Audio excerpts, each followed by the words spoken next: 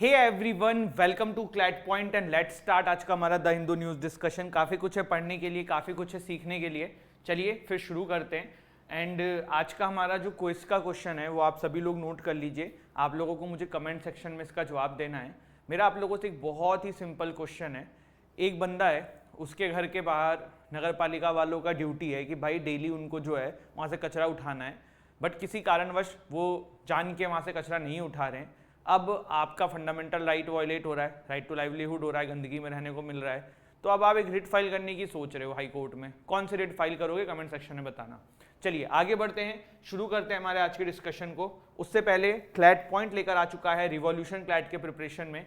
Only 21,999 का हमारा CLAT UG 2024 के लिए अवेंजर बैच है। क्लैट यूजी 2025 के लिए विजेता बैच है। That will cost you 32,999। 7 books आपके घर पे आएंगी, लाइव क्लासेस हैं, पर्सनल मेंटरशिप है, मॉक टेस्ट है, everything you needed to crack this exam, सब कुछ है। तो आप जाइए, ऐप डाउनलोड करिए, हमारी डेमो क्लास देखिए, एंड अगर अच्छा लगता है तो गेट योरसेल्फ एनरोल्ड। ठीक है, चलिए।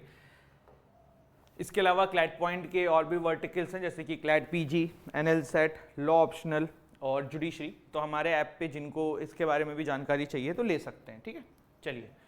सबसे पहले देखो, आज का न्यूज़ डिस्कस करें तो उसमें एक बहुत ही कॉमन चीज़ है, national technology day. National technology day अभी 11 मई को हर साल मनाया जाता है। क्यों मनाया जाता है, क्या है कहानी, इसके बारे में जानते हैं। इस साल की क्या थीम थी, everything you needed to know about this topic, सब कुछ यहाँ पे डिटेल में कवर करेंगे। ठीक है, सबसे पहले देखो, नेशनल टेक्नोलॉजी डे के नाम से ना आपको एक मूवी याद आनी चाहिए जिसका नाम है पोखरण। सॉरी यार, मूवी का नाम है परमाणु। जॉन अब्राहम की ये मूवी थी, अच्छी मूवी थी, देखिएगा कभी समय मिले तो। तो इस मूवी को अगर आपने देखा होगा तो आप अभी सारा कंटेक्स्ट समझ जाएंगे। देखो हुआ क्या था, भारत ना इस दिन न्यूक्लियर स्टेट बना था। बात है पोखरण टेस्ट की। पोखरण राजस्थान में एक जगह है। 1998 को हमने सक्सेसफुली पोखरण टेस्ट किया था, जिसके बाद भारत को एक न्यूक्लियर टेस्ट की तरह न्यूक्लियर कंट्री की तरह प्रस्तुत कर दिया गया था वर्ल्ड के सामने। तो नेशनल टेक्नोलॉजी डे जो है वो इसीलिए 11 मई को ऑब्जर्व किया जाता है। देखो, जब भारत ने पहली बार न्यूक्लियर टेक्नोलॉजी का इस्तेमाल करने की सोची थी, क्या ये न्यूक्लियर टेस्ट किया था, तो वो 1998 नहीं था, उससे पहले भी था, वो भी हम देख लेंगे। लेकिन विश्व की कंट्रीज़ ना नहीं चाहती थी कि इंडिया ऐसा करे। देखो एक सिंपल सी बात है, आप किसी मोहल्ले में रह रहे हो, आपके पड़ोसी के पास अगर कोई चीज़ है ना, तो अगर बहुत ही 1% चांस है कि वो चाहेगा कि आपके पास भी वो चीज़ हो। तो ये जितनी कंट्रीज थी ना, यूएस, उस समय रशिया, यूएसएसआर, ये सब जो थे, इन लोगों के पास खुद के पास तो न्यूक्लियर टेक्नोलॉजी थी, इन्होंने न्यूक्लियर टेस्ट करके बैठे हुए थे। ये पूरे विश्व की कंट्रीज को डराते थे कि भाई हमारे पास न्यूक्लियर टेक्नोलॉजी है, बट ये नहीं चाहते थे कि और कंट्रीज के पास ये हो जाए। तो जब इंडिया करने की कोशिश करती थी या फिर और भी कंट्रीज करने की कोशिश करती थी, तो ये कंट्रीज ना उन पर नजर रखते थे, उन्हें करने नहीं देते थे। तो ये अभी आप समझोगे पूरी स्टोरी। तो कहने का मतलब ये कि भाई भारत ने जब ये किया ना, ये बहुत बड़ी चीज़ थी। और आज की डेट में ना, और कल की डेट में भी, और पास्ट में भी, यहाँ पे ना ये बलवान नहीं होता है कि भाई जाके सबसे लड़ाई कर रहा है, लेकिन आपके पास अस्त्र शस्त्र होनी चाहिए जिससे कि सामने वाला डरे आपसे लड़ने के लिए। आप समझ रहे हो, जैसे रशिया है, रशिया को अगर पता होता कि यूक्रेन को इतना सारा सप्लाई कर देंगे ना यूरोपियन कंट्रीज, हथियार एंड ऑल, वो नहीं लड़ते भाई, क्योंकि टक्कर दे रहा है भाई, पूरा टक्कर दे रहा है, इनका ही नुकसान हो रहा है। कहने का मतलब ये ना, आज की डेट में यूज करने से ज्यादा ये इंपॉर्टेंट है कि आपके पास है, भारत के पास न्यूक्लियर पावर है, भारत के पास न्यूक्लियर एनर्जी है। हम इस टेस्ट के बाद पूरे विश्व के कंट्रीज के लिए डेटरेंस है कि कोई हमसे लड़ेगा तो हमारे पास भी है। तो ये बहुत जरूरी था। तो it was observed on 11th में। फर्स्ट कब हुआ था, 1999 11th मई से इसको स्टार्ट किया गया था। अटल बिहारी वाजपेयी जी के द्वारा इसको शुरू किया गया था, national technology day, to facilitate scientist और भी लोग जो इस तरीके की चीज़ों में हमारे देश में इन्वॉल्व हैं, उन लोगों के लिए, और जिन्होंने इस टेस्ट को कंडक्ट किया था उन लोगों को रिमेम्बरेंस के लिए यहाँ पे इस डे को मनाया गया था। इस बार की जो इसकी थीम है ना, वो है school to startups igniting young minds to innovate. ठीक है, ये देखिए उसी मूवी का एक सीन है जिसकी मैंने पिक्चर लगाई हुई है, परमाणु मूवी की। तो पोखरण न्यूक्लियर टेस्ट जो है ना, वो कब हुआ था, 1998 में। ठीक है, और ऐसा नहीं है कि सिर्फ एक ही दिन हुआ था, 11th में, and then some test was done on 13th में। ठीक है। तो 5 एक्सप्लोजन हुए थे 1998 में under the leadership of APJ Abdul Kalam, is remembered as the Pokhran test. देखो जो पोखरण टेस्ट था ना, ये 1998 वाले से पहले भी 1975 में भी हमने किया हुआ था। और पोखरण में इसलिए करते हैं क्योंकि काफ़ी ज़्यादा डेजर्ट है, खुला हुआ जगह है, तो वहाँ पे आप कर सकते हो। तो पोखरण जो 1974 में टेस्ट किया गया था, इसका नाम था स्माइलिंग बुद्धा, लेकिन वो सक्सेसफुली नहीं हो पाया था। एंड इवन 1994, 1995 में भी कोशिश करी गई थी इस टेस्ट को कंडक्ट करने की, लेकिन क्या होता था, देखो यूएस की ना सैटेलाइट पोखरण एरिया में घूमती रहती थी और उनके स्पाइस भी रहते थे कि भाई भारत वहाँ पे टेस्ट ना कर दे। और 1994, 1995 में जब कोशिश करी गई थी ना, तो यूएस की सैटेलाइट ने पकड़ लिया था कि ऐसा कुछ हो रहा है, जिसके बाद भारत की काफ़ी शर्मिंदगी भी हुई थी पूरे वर्ल्ड लेवल पे, और फिर वो टेस्ट हम कंडक्ट नहीं कर पाए थे। जब 98 में Atal Bihari Vajpayee as a prime minister लौटते हैं, तो उस समय ना नरसिम्हा राव जी ओथ सेरेमनी में उनको बोलते भी हैं ये बात। ऐसा एक प्रधानमंत्री करके सीरीज आती है एबीपी न्यूज़ पे, अगर आपने कभी सुनी हो तो उसमें बताया गया था। तो नरसिम्हा राव जी बोलते हैं कि यार हम तो नहीं कर पाए, तुम जरूर करना इसे। तो ये वाली चीज़ थी। तो अटल बिहारी वाजपेयी जी के नेतृत्व में यहाँ पे फिर 1998 में फाइनली भारत ने इस टेस्ट को कंडक्ट करा। तो ये पहली बार जो ट्राई हुआ था उसका नाम था स्माइलिंग बुद्धा 1974 में। It was the first time Bharat was trying to be ये न्यूक्लियर टेस्ट करने का, देन बाद में नहीं हो पाया था।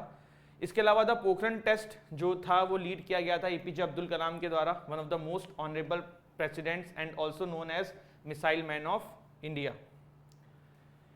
फिर क्या है, इंडिया ने शक्ति फर्स्ट न्यूक्लियर मिसाइल जो है वो इस ऑपरेशन के अंदर टेस्ट करी थी। इसका नाम ऑपरेशन शक्ति था, जो 1998 में टेस्ट हुआ था पोखरण में।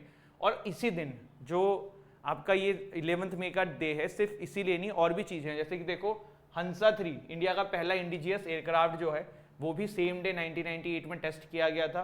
टेस्ट फायरिंग ऑफ त्रिशूल, a short range missile made in India, was also done on the same day.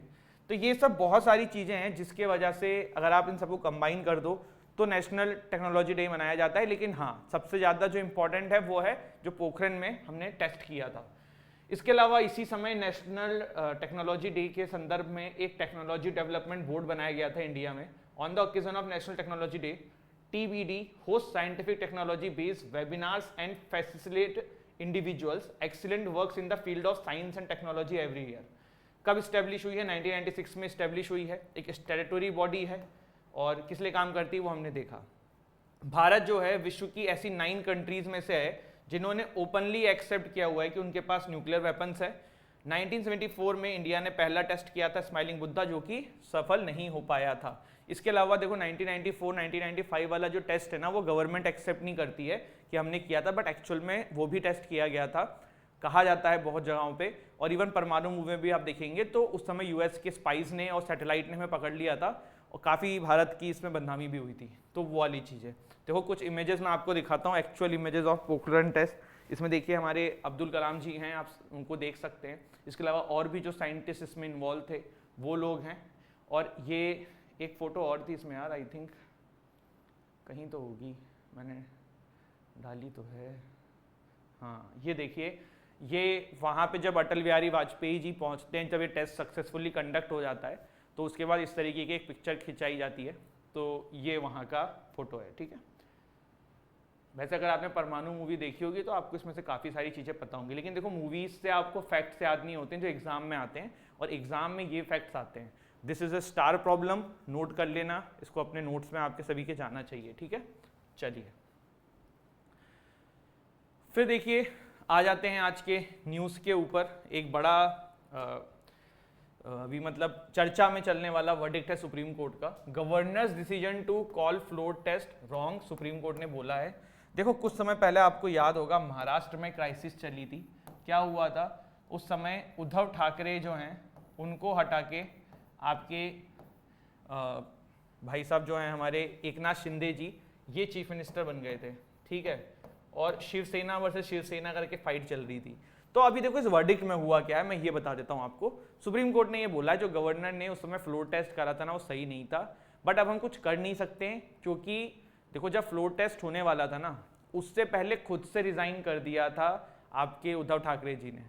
तो यहाँ पे यही कहा जा रहा है सुप्रीम कोर्ट के द्वारा कि अगर वो खुद से रिजाइन नहीं किए होते तो हम जरूर कुछ कोशिश कर सकते थे, हम सोच सकते थे कि रीइंस्टेट द गवर्नमेंट या कुछ इस तरीके की चीज़ें, बट अब जब वो नहीं है तब फिर वो नहीं कर सकते हैं, तो वो वाली बात है। लेकिन इनडायरेक्टली जो है सुप्रीम कोर्ट ने फटकार लगा दी है गवर्नमेंट को कि जो ये करा गया था ना आप लोग के द्वारा वो गलत था।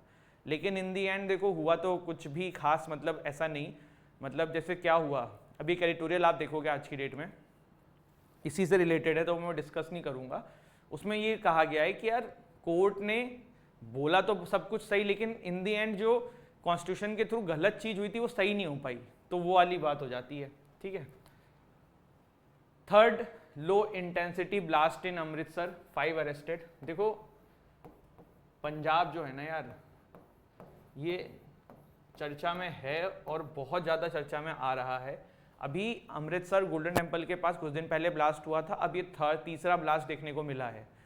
आपको पता है वहाँ पे खालिस्तान को लेके कुछ लोगों के द्वारा, बहुत ही नॉमिनल लोगों के द्वारा जो है डिमांड उठ रही है। कुछ दिन पहले एक वीडियो वायरल हुई थी गोल्डन टेम्पल के बाहर की, एक लड़की ने अपने चीक्स के ऊपर आई थिंक इंडिया का फ्लैग लगाया हुआ था, तो द गार्ड वॉज सेइंग कि भैया आप एंट्री नहीं कर सकते हो, ये इंडिया नहीं है पंजाब है। वो वीडियो काफ़ी वायरल हुई थी सोशल मीडिया पे। तो ऐसी ही चीज़ है। फिर आपको अमृतपाल सिंह की कहानी पता ही है, हमने पूरा डिटेल में डिस्कस किया ही हुआ है वो, तो कोई इसमें अलग चीज़ नहीं है। तो पंजाब जो है अभी काफ़ी न्यूज़ में चल रहा है। यहाँ पे देखिए आपको मैंने केरला का एक इंसिडेंट बताया था, तो वही न्यूज़ है कि भाई इसके लिए अब जो है ना वहाँ की गवर्नमेंट कोई लॉ लाने की सोच रही है जिससे डॉक्टर को प्रोटेक्ट किया जा सके। ऐसा ही लॉ एक और स्टेट में लाने की बात थी या लाया गया था, नाम बताओ। इसके बाद 36 स्टूडेंट फेस मिसिंग मन की बात एपिसोड के वजह से एक्शन। क्या हुआ है भाई, क्या ही हुआ है, क्या ही बताया जाए। चंडीगढ़ में ना ये आई थिंक ये हॉस्टल है, एग्जाम के पर्सपेक्टिव से नहीं है बट देख लेना। यहाँ पे क्या है, PGIMER national institute of nursing education, यहाँ के ना 9 बच्चों ने 36 स्टूडेंट्स ने मन की बात का एपिसोड नहीं देखा था, तो इनको हॉस्टल से बाहर ले जाने नहीं दिया जा रहा है। अब तो ये वाली न्यूज़ है।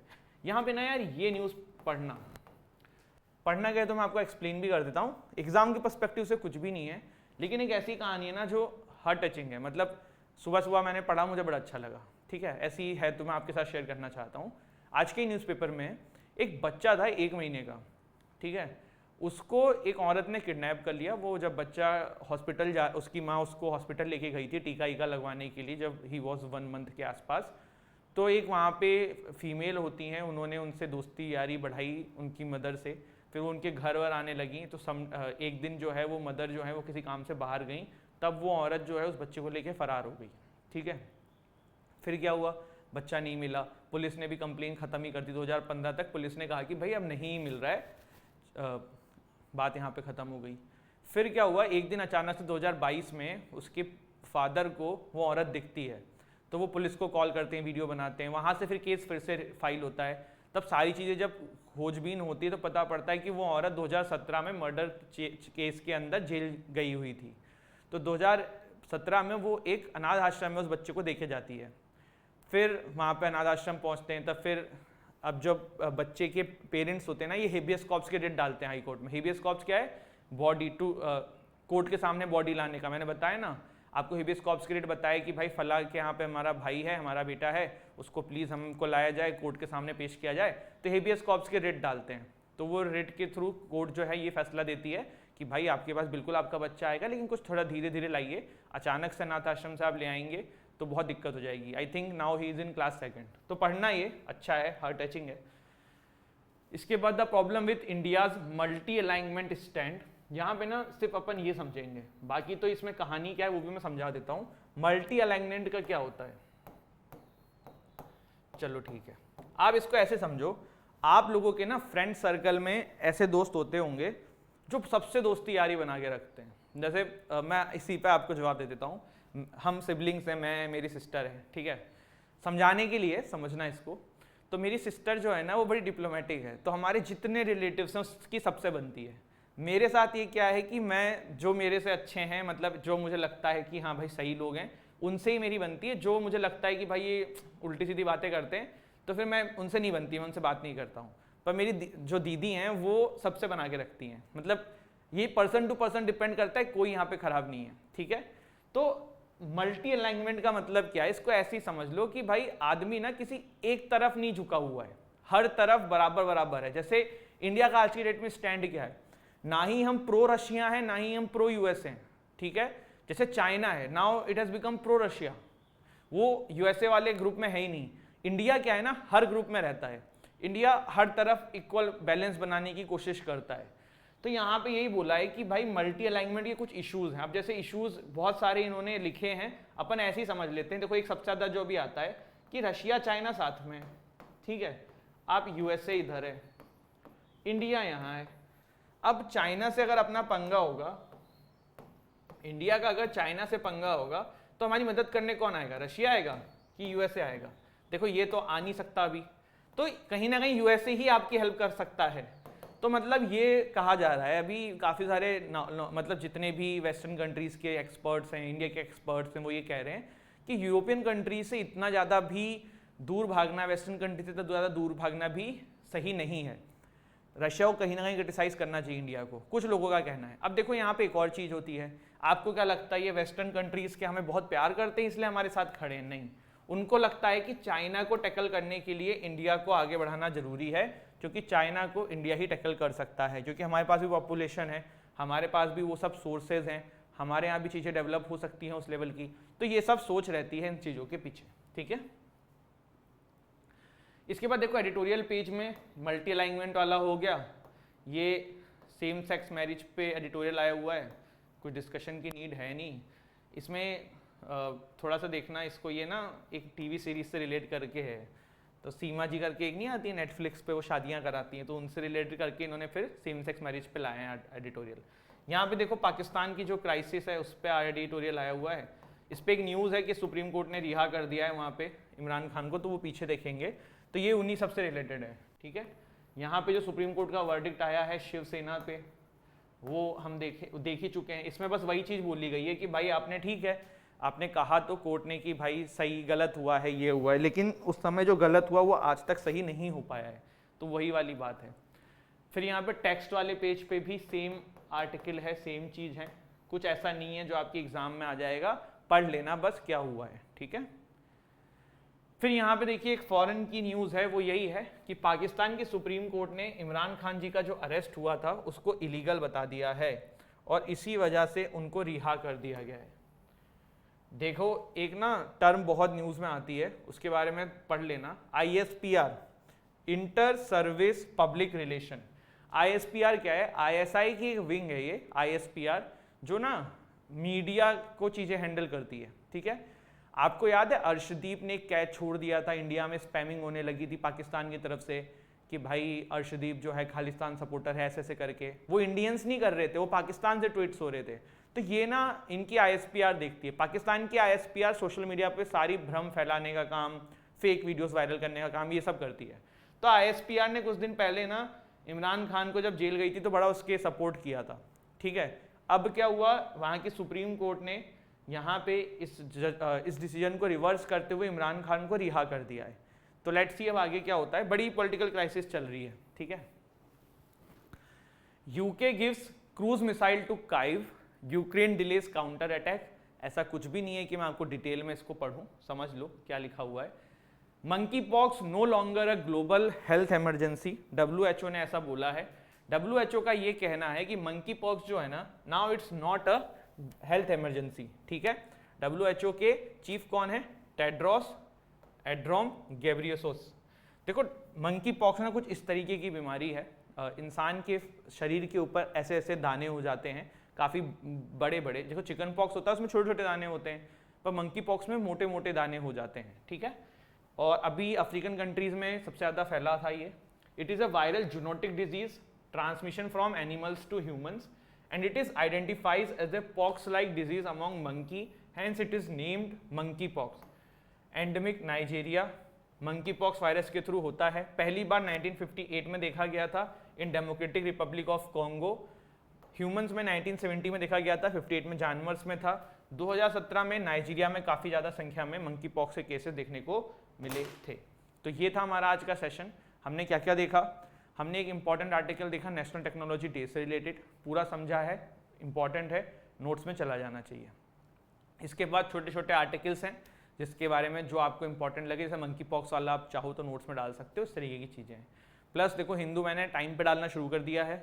अभी ये 7:30 हो रहा है जब मैं रिकॉर्डिंग कर रहा हूँ, 7:30 AM, तो प्रोबेबली 8:30 तक आप लोगों को ये वीडियो मिल जाएगा।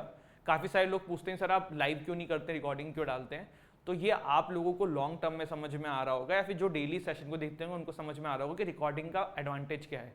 देखो लाइव डालने में क्या होता है ना, पहली चीज़ तो जो 30 मिनट का कंटेंट है ना, 50 मिनट 60 मिनट का हो जाता है। बच्चों से बात करो, उसमें जवाब दो, तो ये हिंदू में तो कुछ ऐसा है नहीं जवाब बात करने वाला। दूसरा कि हम लोग ना इसमें टाइम स्टैम्प लगाते हैं, हम एल्गोरिथम सेट करते हैं कि बच्चा जब वीडियो देखे तो उसको पता पड़ जाए कि किस मिनट से किस मिनट में क्या टॉपिक है। और कल को आप उस टॉपिक को सर्च करना चाहो तो आपको कुछ नहीं करना है, गूगल यूट्यूब पे लिखना है क्लैट पॉइंट वो टॉपिक और द हिंदू, या फिर क्लैट पॉइंट वो टॉपिक, सबसे ऊपर वो हिंदू ऊपर आ जाएगा। तो ये करने के लिए ना ये लाइव में पॉसिबल नहीं है, रिकॉर्डिंग में ही पॉसिबल है, तो इसीलिए ये चीज़ की जाती है। एंड दैट्स इट, हंसते रहो मुस्कुराते रहो, and don't forget to like this video and please share करो वीडियो को। देखो हम लोग हमारे एंड से पूरी कोशिश करते हैं, बट इन दी एंड आप ही लोग सुप्रीम है, तो अगर आप ये कोई फीडबैक रहे तो प्लीज़ दिया करिए एंड शेयर किया करिए वीडियो को। इतना तो कर ही सकते हो, अपने 2 दोस्तों के साथ 3 दोस्तों के साथ शेयर कर दो, है ना। चलो बाय, टेक केयर, जय हिंद, जय भारत।